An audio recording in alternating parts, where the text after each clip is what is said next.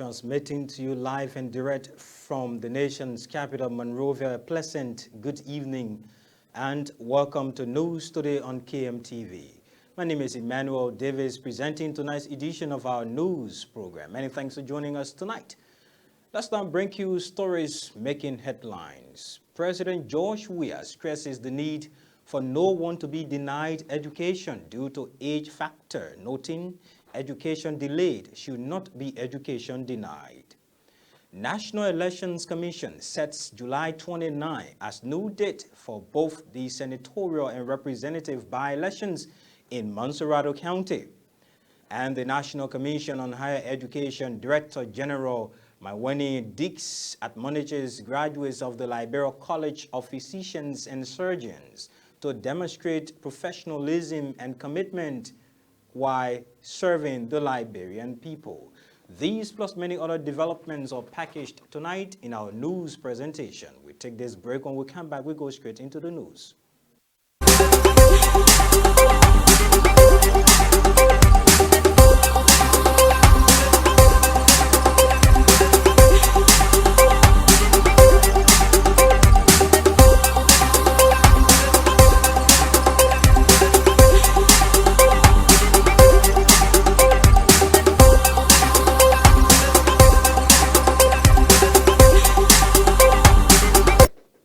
Welcome back and many thanks for rejoining us tonight on our news platform. We'll bring you our first development.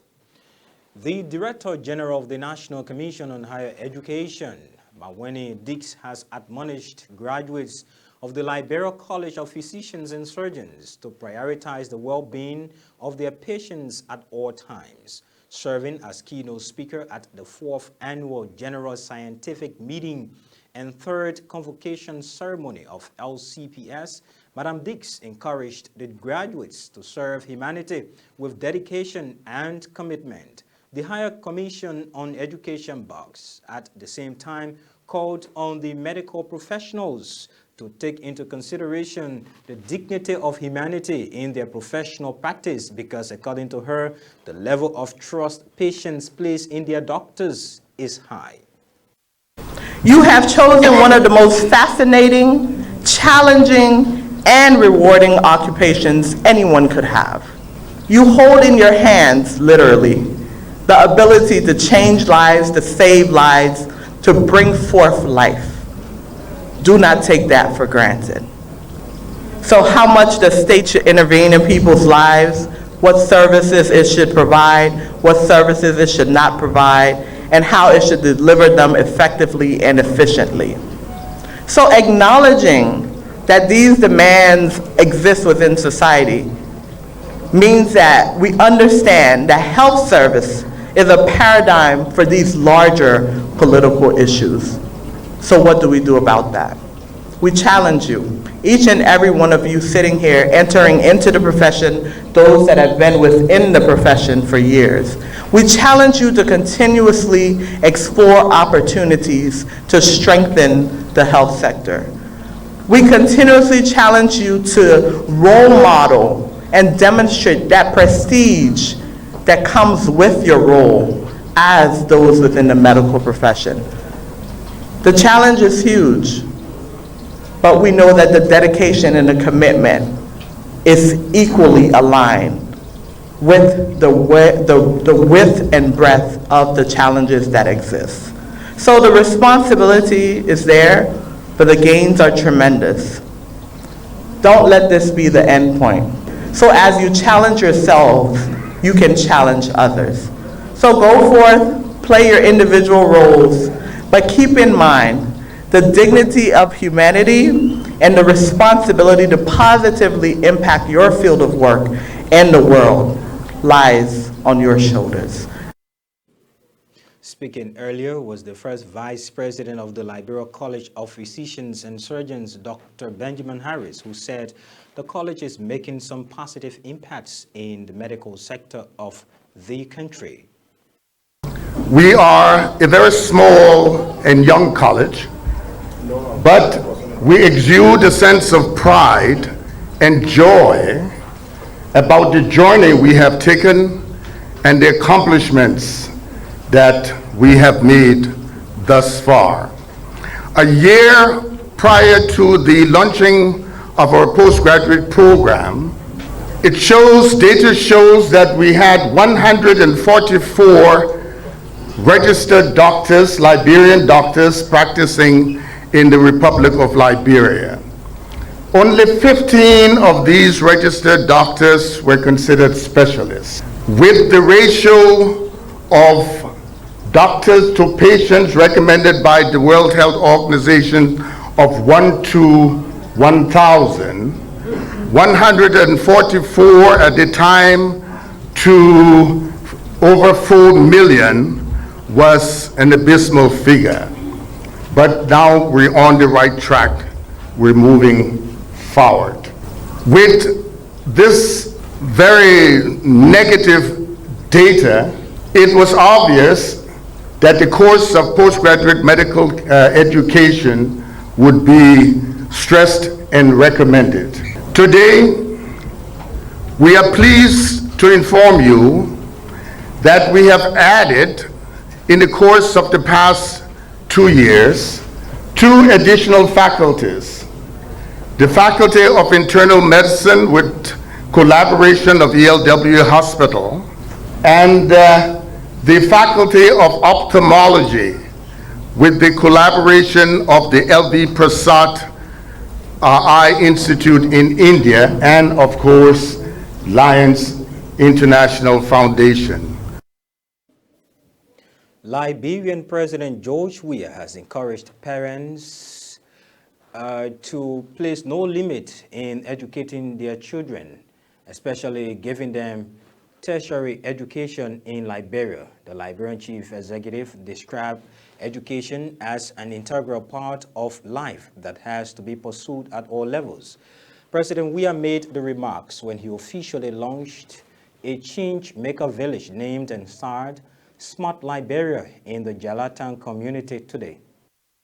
Education is the essence of life. Without education, it will be difficult. It's encouraging to see a young man like you back upon this initiative to encourage other young people to go to school so they can follow their career path. I want to go further to encourage the parents to not limit our children, because we were told that we should maximize our actual potential. So what that means? You can be in the market selling and still go to school. So when you put a kid in the market, it's also a form of education, but the theoretical education that person needs to follow. But I want to say here, our government is ready to help the Smart Liberia, to help other young people to reach their goal. I'm glad that we have all our ministers there, the finance minister and the foreign minister. I think this initiative to take young Liberians from the street, to encourage young Liberians to be innovative, is the best for our country. We should encourage that and help them to succeed.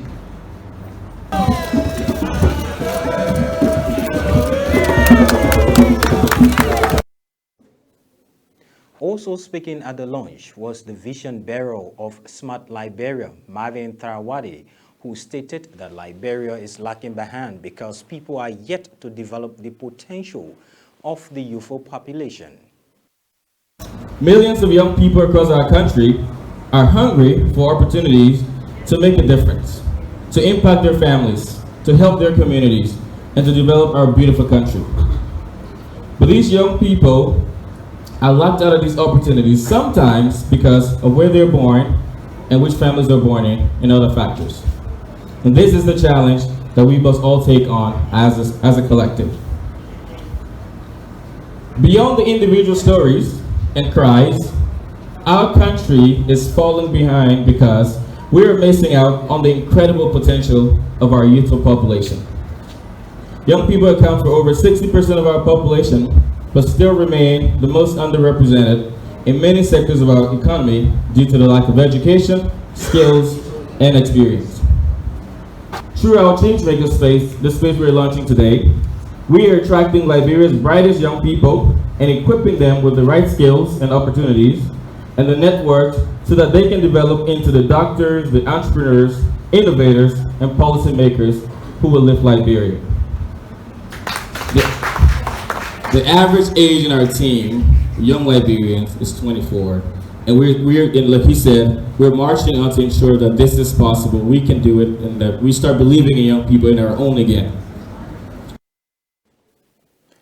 The legal counsel of a local diamond company, Ahaji Sise, wants proper investigation to be conducted by the Ministry of Justice into the seizure of his client's items by people claiming to be hired by government.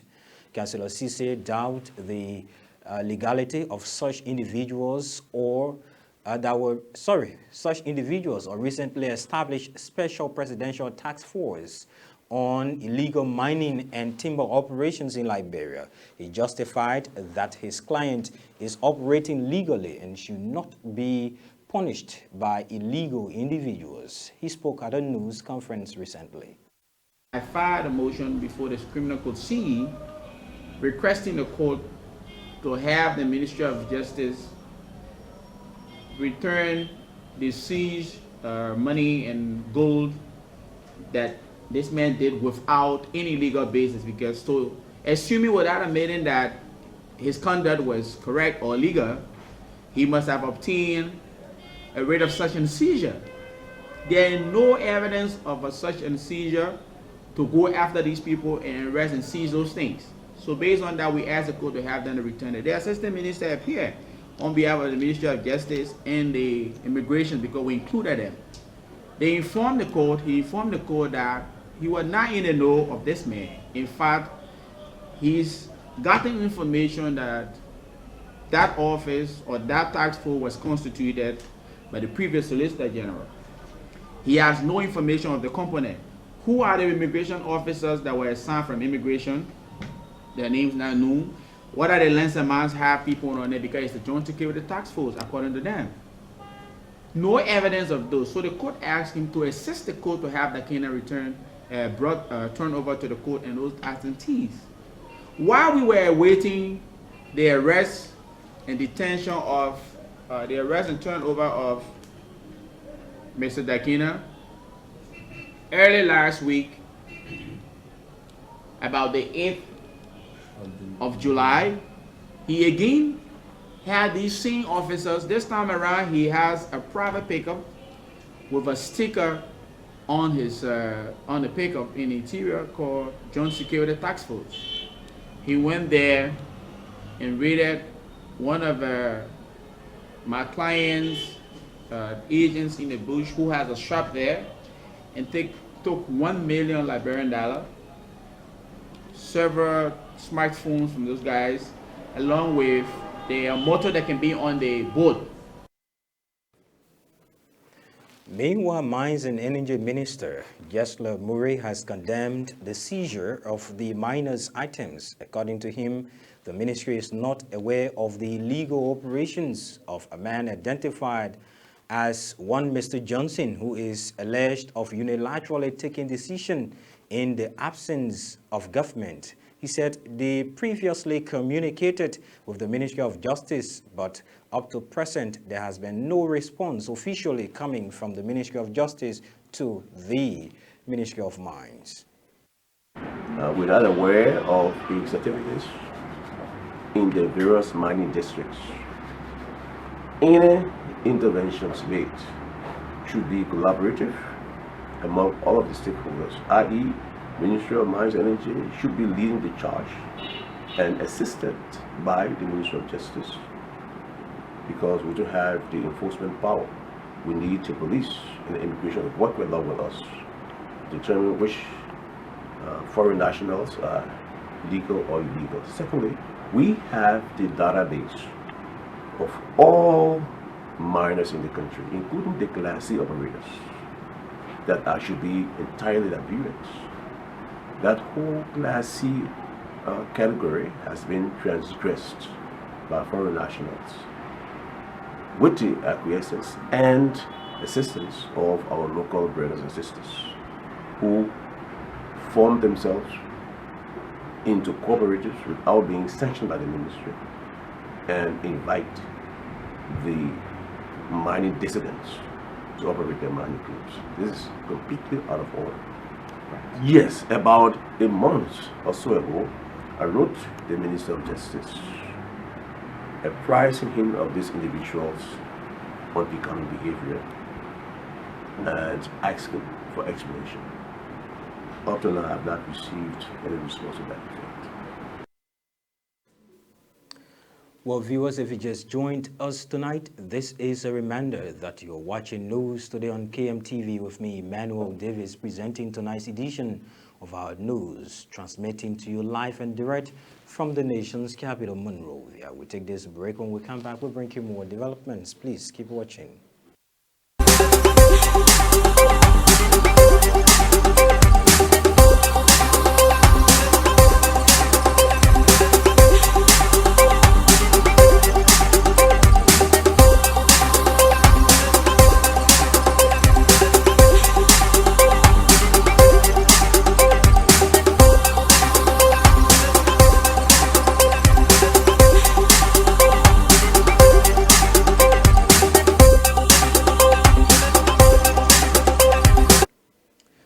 Welcome back and thanks for rejoining us tonight.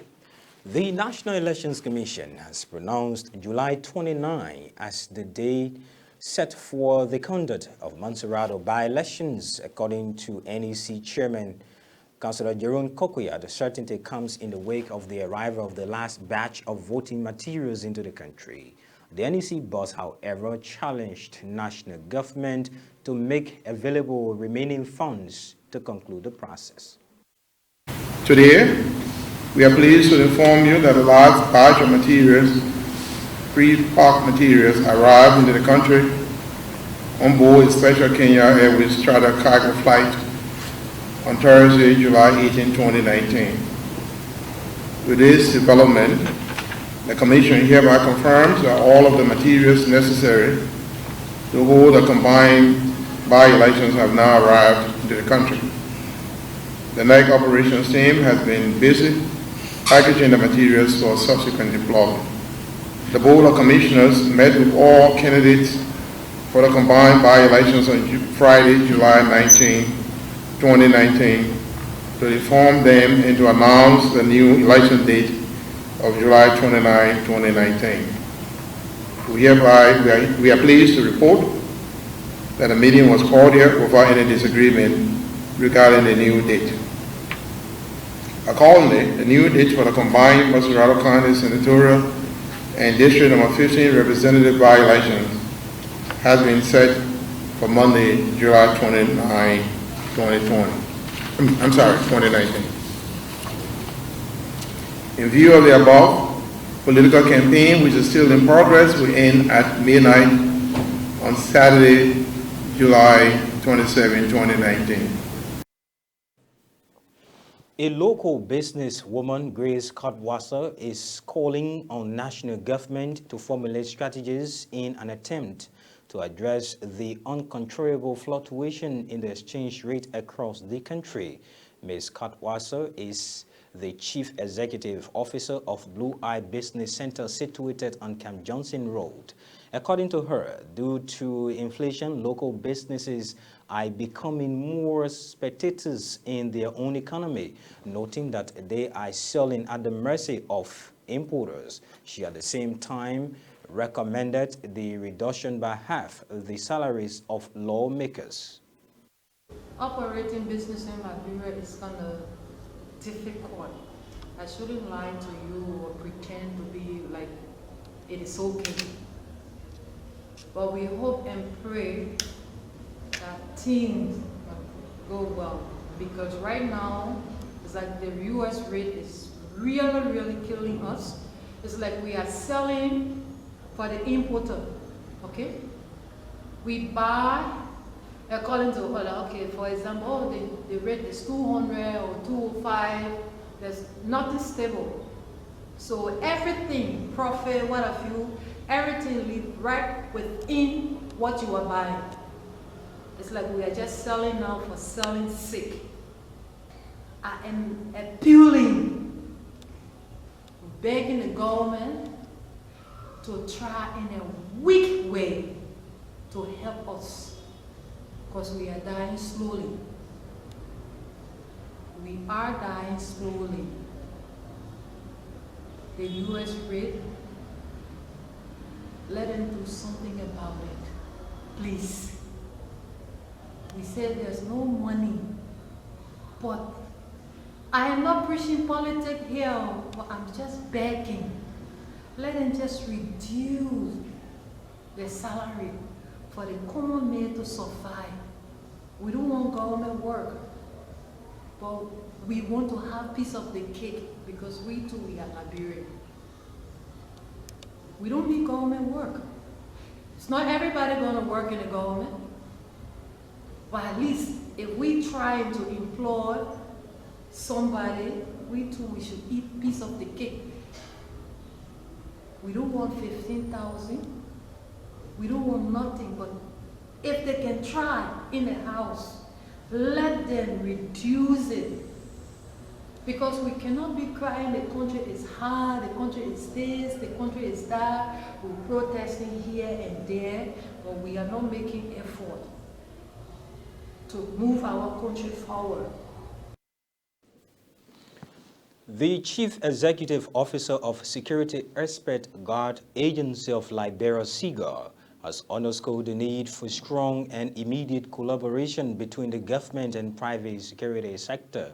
With this, Momo Saros, speaking at SIGA's Achievement Awards in Aviation Security, said this will buttress government's efforts in its policing operations. According to him, private security sector contains large numbers of officers than that of the government, and as such, partnership is required. There is a need, an immediate need, for a strong collaboration between the private security entities and national government. There is a need, an immediate need. The reason is that the private security is in large number. And 65% of private security are ex-service men and women. Why can't this collaboration take place so that government will reduce the stress on them in terms of police force or maintaining the peace and order in the country? The private security has got enough experience and knowledge that if partnered with government, government will see the positive side of the collaboration. They will benefit. And if that partnership takes place, it is our suggestion and plead the government that few selective, well-learned, educated, trained security, private security company be further trained by the government in giving arms. There has been this notion about Liberia is not peaceful, it's not safe, we are fragile. Liberia, we are not fragile. We are developing countries. We are developing countries. We are not fragile. Liberia, for recent statistics, among one of the peaceful nations on earth. So if Zimbabwe can get army, private security can have arms. South Africa, Africa's right next door here. Guinea, why not Liberia? We agree we went through crisis, but we have had 3 successful elections. Why are we still calling ourselves fragile? We aren't fragile. We agree that we are developing. So our strong suggestion to national government, and it's good that Attorney General is present here, is to see selective, I'm not saying SIGA as an institution, but they have a lot of private security companies that have got very experienced, knowledgeable private security companies. Meanwhile, the aviation security manager at the Liberia's Aviation Authority has hailed the security firm for the step taken thus far. Noah Padmore at the same time urged graduates of the program to demonstrate their acquired knowledge at all levels. The Republic of Liberia is a founding member of the International Civil Aviation Organization, ICAO, since 1944. At that time, there were not even many African countries. I think the only signatories from Africa was Liberia and Ethiopia. Now, so many years later, we have had to play catch-up to reach and maintain international standards. And I don't know if some of you realize the major and great achievement you have just done by having all your officers have basic training. You have met with what we call standard and recommended practices, SARPs, which means the training you have received and successfully passed, you have received exactly the same training had you gone to Korea, the United States of America, Great Britain, France, or any other place in the world. It's no small remark that was made by the instructor after 19 years of experience to say that he has not encountered such a serious group. And he has not said it for other people that have seen him train. That means it's very significant. I have been monitoring Seagull's progress over the last 3 years, and I am impressed. Thank you. Former Vice President Joseph Yuma Boaka has underscored agriculture as a lifeblood for the growth of any given society. In the context of Liberia, the ex-Liberian VP says the production of different food crops for use by the country will significantly reduce the high cost of importing rice and other basic food products to the country. Ambassador Boaka made the statement when he served as keynote speaker at the first harvest of the Boaka Massacre Farm in rural Montserrado County, as his statement was flanked by Assistant Agriculture Minister Avin Wisse. Agriculture is the lifeblood of every economy, and especially for us in developing countries, and Liberia in particular. We import almost about $200 million from rice in this country. We shouldn't be doing that because it takes foreign exchange away. It's foreign exchange that we don't have, and it makes life very difficult for us. So today we are happy to be here with someone who has taken a bold step to go into agriculture to produce food. To produce food, to do agriculture is not easy. It's expensive. It's time consuming. It takes technology. It takes a lot of courage. So today we want to thank Bokai.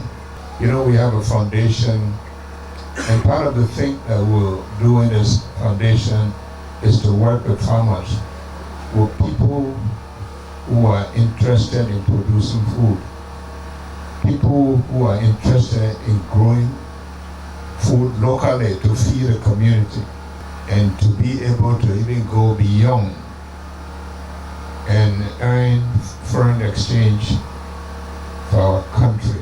The Ministry of Agriculture stands prepared and is ready to support Liberians, to support agriculture. And those of you who are making effort, the President has said to us over and over that gone are those days where Liberians will be spectators in our own economy. So in order for us to not be spectators in our own economy, we have to start to run with this vision. And by doing that is to contribute towards the growth and development of our economy. And that's why I want to take this time, on behalf of the government of the Republic of Liberia and the Ministry of Agriculture, to appreciate Mr. Boaka Massacre for such an initiative. There's a need for us to empower local farmers. So we started the distribution, and we are dealing with 5 counties. So we are anticipating to have you included, so as to ensure that we empower you with the regulatory support you need. Meanwhile, the manager of the Boaka Massacre Farm, Jacob Tomei, has named the lack of technical and external support as major challenges confronting the smooth operations of the farm. The Boaka Massaquoi Agriculture Incorporated was established to work in line with the Propo agenda as young Liberians to contribute our country from the agriculture sector. To authenticate our desire in contributing to food security of our country, we have invited you here today to witness the maiden harvest of our lowland, locally raised produce and other vegetable products on this farm. We pray that following your observatory tour on this farm, all of us will leave from here thinking of what help to give us in moving beyond the current space of land cover, as we have already embarked on 250 hectares of lowland for rice and 5 hectares of upland for cassava production respectively. We need all of the support that will make this farm a success, as meaningfully contributing to Liberia food security and better economic. And one of the challenges we've been having is lack of external support, to having lack of technical support. Going back to the soil to produce more food for Liberians in an effort to stop the huge importation of food in this country. And so Boaka Massaquoi, a young Liberian, started his farm in rural Montserrado County, a national call for everyone to start such initiative. With that development coming from the soil or the farm, this is how we like to take leave of you tonight on our news presentation. But before going, a recap of the headlines. President George Weah stresses the need for no one to be denied education due to age factor, noting education delayed should not be education denied. National Elections Commission sets July 29 as new date for both senatorial and representative by-elections in Montserrado County. And National Commission on Higher Education Director General Maweni Dix admonishes graduates of the Liberia College of Physicians and Surgeons to demonstrate professionalism and commitment to duty. Well, with that, we take leave of you tonight and say many thanks for joining our news program here on KMTV, coming to you live and direct from the nation's capital, Monrovia. Many thanks also to our incredible team of reporters who made sure that this edition of our news is a success. My name is Emmanuel Davies, bidding you a pleasant good Monday as we observe activities leading to the July 26th celebrations.